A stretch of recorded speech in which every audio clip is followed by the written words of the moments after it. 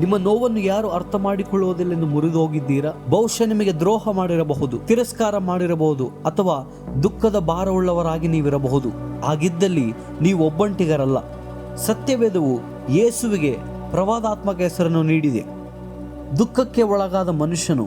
ಯೆಶಾಯ 53ನೇ ಅಧ್ಯಾಯ 3ನೇ ವಚನವು ಯೇಸುವಿನ ಜನನಕ್ಕಿಂತ 700 ವರ್ಷಗಳ ಮುಂಚೆಯೇ ಹೇಳಲ್ಪಟ್ಟಿದೆ. ಆತನು ಧಿಕ್ಕರಿಸಲ್ಪಟ್ಟನು, ಮನುಷ್ಯರಿಂದ ತಿರಸ್ಕರಿಸಲ್ಪಟ್ಟನು, ದುಃಖದ ಮನುಷ್ಯನಾಗಿ ದುಃಖವನ್ನು ಸಹಿಸಿಕೊಂಡನು. ಇಬ್ರಿಯ ಭಾಷೆಯಲ್ಲಿ ದುಃಖ ಇದು ಹೀಗೆ ಬರೆಯಲ್ಪಟ್ಟಿದೆ: ಇಶ್ ಮಕೋವತ್. ಇಶ್ ಅನ್ನುವಾಗ ಮನುಷ್ಯ, ಮಕೋವತ್ ಎಂದರ ಮೂಲ ಪದ ಕಾಬ್ ಎಂದರೆ ನೋವು ಎಂದರ್ಥ, ಬಳಲುವಿಕೆ ಅಥವಾ ಆಳವಾದ ದುಃಖವೆಂದರ್ಥ. ಈ ಶೀರ್ಷಿಕೆಯ ಅರ್ಥವೇನೆಂದರೆ ಯೇಸುವಿಗೆ ನೋವು, ದುಃಖ ಮತ್ತು ಮಾನವ ಸಂಕಟದ ಆಳವಾದ ಅನುಭವವಿದೆ.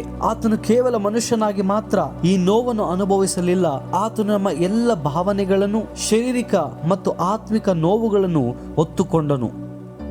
ಯಹೂದ್ಯರು ಮಹಾರಾಜನನ್ನು ಎದುರು ನೋಡಿದರು, ಆದರೆ ಅದರ ಬದಲಾಗಿ ಯೇಸು ನೋವನ್ನು ಅನುಭವಿಸುವ ಸೇವಕನಾಗಿ ಬಂದನು. ನೋವಿನಲ್ಲಿ, ತಿರಸ್ಕಾರದಲ್ಲಿ ಮತ್ತು ಧಿಕ್ಕರಿಸಲ್ಪಡಲು ಹಾದು ಹೋದನು. ಇದರಿಂದ ಆತನು ನಮ್ಮೆಲ್ಲರನ್ನು ಸಂಪೂರ್ಣವಾಗಿ ಅರ್ಥ ಮಾಡಿಕೊಳ್ಳುತ್ತಾನೆ. ಯೇಸು ನಮಗಾಗಿ ಶ್ರಮೆ ಅನುಭವಿಸಿದನು. ಆತನು ಸುರಿಸಿದ ಪ್ರತಿಯೊಂದು ಕಣ್ಣೀರು, ಆತನು ಎದುರಿಸಿದ ಪ್ರತಿಯೊಂದು ನಿರಾಕರಣೆ ಮತ್ತು ಪ್ರತಿಯೊಂದು ಗಾಯವು ನಾವು ಒಬ್ಬಂಟಿಗರಾಗಿ ಭಾರವನ್ನು ಹೊರಬೇಕಾಗಿಲ್ಲ ಎಂಬುದಾಗಿ ಒಳ್ಳೆಯ ಸಂದೇಶವಿದಾಗಿದೆ. ಆತನ ದುಃಖದ ಕಥೆಯು ಹಾಗೆ ಅಂತ್ಯವಾಗಲಿಲ್ಲ.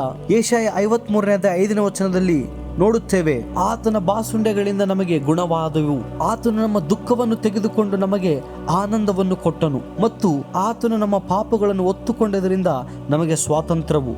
ಅನೇಕ ಸಾರಿ ನಮಗೆ ಅನಿಸುತ್ತದೆ, ಯಾರು ನನ್ನ ನೋವನ್ನು ಅರ್ಥ ಮಾಡಿಕೊಳ್ಳುವುದಿಲ್ಲ, ಆದರೆ ಯೇಸು ಅರ್ಥ ಮಾಡಿಕೊಳ್ಳುತ್ತಾನೆ. ಆತನಿಗೆ ತಿರಸ್ಕಾರ, ಧಿಕ್ಕಾರ, ಮುರಿದ ಹೃದಯ ಎಂದರೆ ಏನೆಂಬುದಾಗಿ ಗೊತ್ತಿದೆ. ನಾವು ಪ್ರಾರ್ಥನೆ ಮಾಡುವಾಗ ನಮ್ಮ ರಕ್ಷಕನೊಂದಿಗೆ ಮಾತನಾಡುತ್ತೇವೆ. ಆತನು ನಮ್ಮ ಹಾಗೆ ನೋವನ್ನು ಅನುಭವಿಸಿದ್ದಾನೆ ಮತ್ತು ಕತ್ತಲೆಯ ಸಂದರ್ಭದಲ್ಲಿ ಸಾಂತ್ವನ ನೀಡುತ್ತಾನೆ. ಇಂದು ನೀವು ತುಂಬಾ ದುಃಖಿತರಾಗಿದ್ದರೆ ಯೇಸುವನ್ನು ನೆನಪಿಸಿಕೊಳ್ಳಿ. ನಿಮ್ಮ ನೋವನ್ನು ಆತನು ಅರ್ಥ ಮಾಡಿಕೊಳ್ಳುತ್ತಾನೆ, ಯಾಕೆಂದರೆ ಆತನು ನೋವನ್ನು ಅನುಭವಿಸಿ ಜಯಿಸಿದನು. ನೀವು ಕೂಡ ಜಯಿಸುವಿರಿ. ಕರ್ತನ ಕಡೆಗೆ ನೋಡುತ್ತಾ ಪ್ರಾರ್ಥಿಸೋಣ. ಪರಲೋಕ ತಂದೆಯೇ, ಯೇಸುವನ್ನು ಕೊಟ್ಟದಕ್ಕಾಗಿ ನಿನಗೆ ವಂದಿಸುತ್ತೇವೆ. ದೇವರೇ, ನಾವು ಪ್ರಾರ್ಥಿಸುತ್ತೇವೆ, ಎಲ್ಲ ದುಃಖದ ಭಾರವನ್ನು ಹೊತ್ತುಕೋ, ಎಲ್ಲವನ್ನು ನಿನ್ನ ಮೇಲೆ ನಾವು ಹಾಕುತ್ತೇವೆ. ಕರ್ತನೆ, ನಾವು ಪ್ರಾರ್ಥಿಸುತ್ತೇವೆ, ನೀನು ನಮಗೆ ಸಮಾಧಾನ ಕೊಡುವುದನ್ನು ಮುಂದುವರಿಸು. ಯೇಸುವಿನ ನಾಮದಲ್ಲಿ ನಾವು ಪ್ರಾರ್ಥಿಸುತ್ತೇವೆ. ಆಮೇನ್.